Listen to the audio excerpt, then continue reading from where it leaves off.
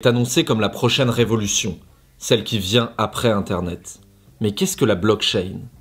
La blockchain, c'est d'abord une promesse, celle de pouvoir se faire confiance sans se connaître et sans intermédiaire.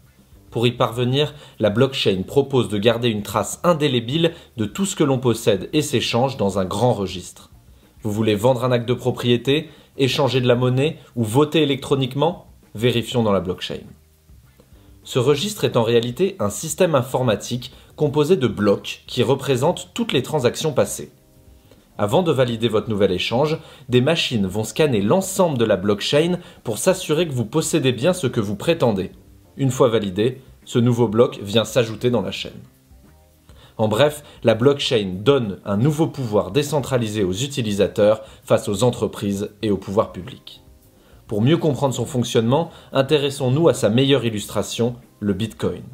Cette monnaie virtuelle s'échange directement entre les utilisateurs via la blockchain. Prenons Madame X et Monsieur Y.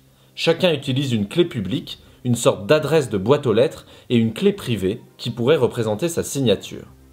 Si Madame X veut donner 100 bitcoins à Monsieur Y, elle initie la transaction en utilisant sa clé privée, puis envoie la somme à l'adresse publique de Monsieur Y.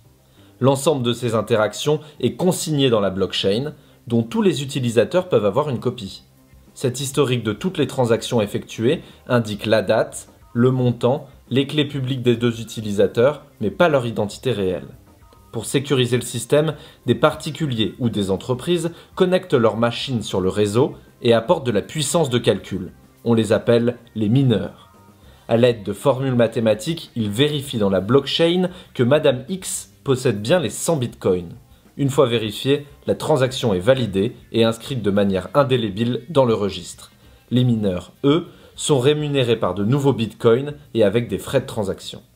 Ainsi, il est impossible de créer de faux bitcoins ou de dépenser 2 fois le même bitcoin. Les mineurs stopperaient net la transaction après analyse de l'historique du fraudeur. Ce principe de la blockchain fait aujourd'hui des émules. Des écoles certifient déjà leur diplôme avec, le Ghana pourrait l'utiliser pour son cadastre, et des applications rêvent de détrôner Airbnb ou Uber en mettant en relation les utilisateurs directement.